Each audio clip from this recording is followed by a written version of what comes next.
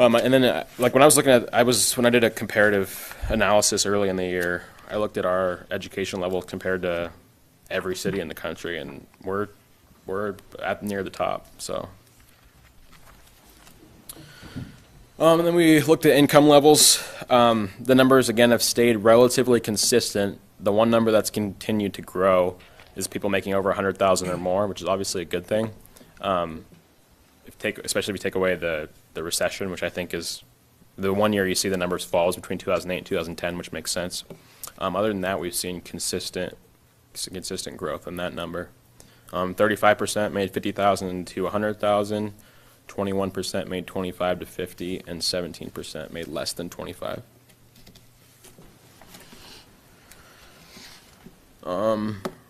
The race or ethnicity, age, and gender. Our race and ethnicity numbers track the census. That's pretty much what we see year to year. And then, yeah, the age numbers were relatively consistent. They skewed a little bit older, as you would expect, but overall they were relatively balanced. We got a pretty good distribution of younger people and older people. And then 52% of female respondents and 42% of male respondents, and that's a number that has been consistent going back to 2002. It's usually 8 to 10% more women take the survey than men for whatever reason.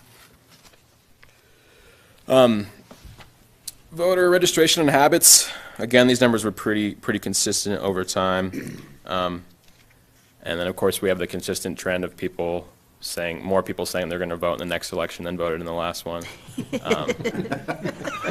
No, they don't. But yeah, those numbers stay pretty consistent. I wonder if that's a guilt thing. I think this whole question is I would take it with a grain of salt, because obviously 64% of our population didn't vote in the last city election. So, yeah, I think there's some shame involved. Yeah. Maybe it's because it's a presidential. The next one's a presidential election. There you so go. that's 90%. So they're voting in the next general. So. And then we asked a unique question this year about transparency. This was not a commission question, but a citywide question. So there was three questions that were graded on a Likert scale.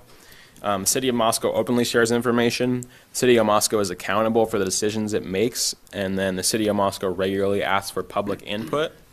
I think these numbers are pretty solid. All had about 50% agreeing or strongly agreeing. That's not to say that we can't improve, and I think we should try to make that disagree and strongly disagree category as small as possible. But I think as a cohort, we're generally seen as relatively transparent, which is a good thing. Yeah. When people respond neutrally, yeah, which has happened, how does it make you start looking at the question, or? Well, maybe they're just okay. just They don't strongly agree or agree. They're just fine with life or something. Who knows? No, but I mean, when we craft the questions, in terms of, getting a neutral response, does that have to do with the question that we're putting together? Yeah, I'm not sure. I definitely think that's something to consider each year when you're drafting the new one. I think that the goal would be to have that neutral number be small. Really small, like Yeah. that. That's why I was like a third for the cars. Yeah. It doesn't even make sense that we'd have neutral response. Yeah. Well, maybe it's because they're okay. Who knows? I mean, But okay is not neutral. maybe it is. In your eyes, it's not, but maybe in 10 other people's it is. I mean, that is a personal how you. And I would say if you go yourself. back and look at the citizen surveys, which are, there were some tougher questions in this one, some more confusing questions because the commission wanted to ask something specific. But if you go back to the citizen surveys, they have similar rates of neutral responses, and most of those questions are pretty straightforward. Really? So I think that people do consider that a legitimate response. If I may, in a typical Likert scale statistical survey, neutral just means you don't agree with it, you don't disagree with it. Right. You feel that So you you'd don't be have an okay with opinion. it. So it doesn't matter to you. Yeah. And of course, when you've got don't know on the other end, it just means I don't know anything about it, so I don't have an opinion for that reason. Either. At least, Yeah. I always consider neutral to be at least an informed opinion, even though they don't agree or disagree with the. Well, the don't knows Positive. could also be that group that's been around for less than 2 years or really don't know because they haven't been around long enough to form an opinion on it one way or the other. And on these particular questions, neutral could be that they're thinking, well, in some instances, I've agreed, and in some I've disagreed, so they wipe each other out. You know, like it's, I've felt both ways depending on the topic, right? I'm not, I guess what you're saying is there's a lot that's left unknown with a large neutral Right. chunk like that. We don't know what that means. Yeah, we don't know what that means. Yeah. All right, so that is the end of the questions that we asked, and then we allowed for open-ended comments, and here's just kind of a summary. I grouped them the best I could. The most common answer was safety at intersections, as I discussed earlier. 13 respondents had that concern. 11 was to fix potholes, which is a consistent complaint. 10 was snow removal, which I think was partially due to the being conducted in December. 10 responses were against the 3rd Street Bridge, 8 were Christchurch influence, 8 were clean energy, and then as you go below that, you can read some of those, getting down to just 1 or 2 complaints. I do think an important thing to note here is something that the mayor and I were talking about earlier, that if you think about the 324, I think was the total number of people that took this survey. The number of complaints are relatively small. I mean, even 13 complaints about one issue is about 4% of 4% of responses. So I think that's something to keep in mind. Not that there aren't things that obviously the city could do better, but I Well, you think make a good point, Trevor, and, you know, there's always things we can work on, and there's always things we can improve, and we will chip away at doing that all the time. One of the things I found kind of interesting is 3rd Street Bridge. 10, and the snow removal, that represented 2.9%. And interestingly, the multimodal plan, when it came out, when you read through that and you read all the statistics in that, it was at 3% that wrote in on the bridge there as well. So it's kind of an interesting thing. It just struck me, because numbers, I like to fool around with the numbers, but I thought that was rather interesting. especially with the 3rd Street Bridge being such a big issue this year. I mean, if you lived in Moscow and paid attention at all, that was something that was on your radar. So to only get 10 responses, I think that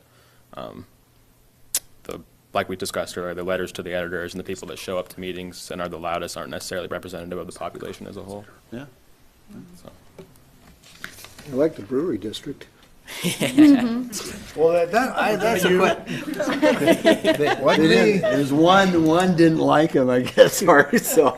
Maybe they were in favor of it. They could have been Yeah. in favor of it, like established. They were. Actually, yeah, they Oh, were. well, Yeah, there they you were have it. Asking for the creation of He's a the brewery only one district. who answered it. I didn't get that survey.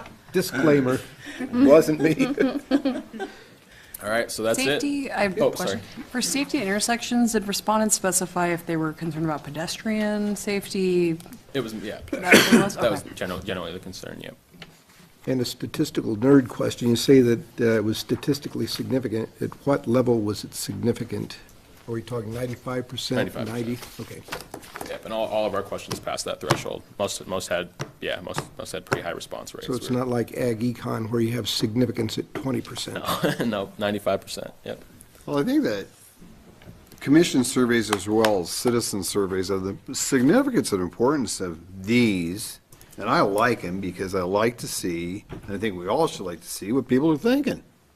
Simple as that, and I think that makes that makes you know if you're okay on the right track, that you're moving forward, or if you're way off somewhere on kilter or whatever. And a lot of those numbers were very similar to what the citizen survey said the previous year. That- You yeah, go that- through that part really statistically and surprised look me. at the percentage, it was amazing. And so I thought that was rather interesting. So, If I may. Oh, you're- I think the 95% confidence interval that Trevor talked about is very important as well. With 1,200 surveys, I think you can go down to about 17% and still maintain a 95% confidence interval. To get anything above that, 95%, you have to double and triple the size of the survey Huge, yeah. in order you get a big enough survey sample so that it's statistically significant. So I guess if you can depend on these answers to be right 95% of the time to be representative of the community's views, that's a pretty good survey. And I want to take the opportunity, too, to thank Trevor for all of his work on this, the commissions, everybody who participated, council, members of the commission's liaisons. Jen Piffner, this is a great undertaking, and for the commissions to get that kind of feedback is just an incredible tool. Yeah. Brandy, you had a. Oh, yeah, I was kind of curious about the feedback. So was it that this is going to go out every 4 years and the 2 years. city 2 one years. every? So- Okay, so so we're gonna have every one- year, there's going to be Yep. either the city or the commission one? Yep. So the result of this will go to every commission, and then presumably they talk about them and think about how they might want to tweak their questions the next time or Yeah, change yeah, things, so I or- think that'll be good. This is the trial run, so, and a lot of the questions were really long, so I think that we'll see some changes, but it'll also be good to get trends on some of these questions, especially to get the more complicated questions, then get trends on those, I think will be really, really interesting. So, So will it be up to the commissions to decide if they're going to use the same question the next time? Or yeah, just- my presumption would be that they're kind of encouraged to, but. Yeah, you want to have that baseline, but unlike the city, which is trying to, some of the questions we ask in our biannual survey is, how safe do you feel in your neighborhood, so that we can go from year to year. And another interesting part of this survey is, if you read the survey, it's taken from different sectors of the city as well. So the commissions can look at those.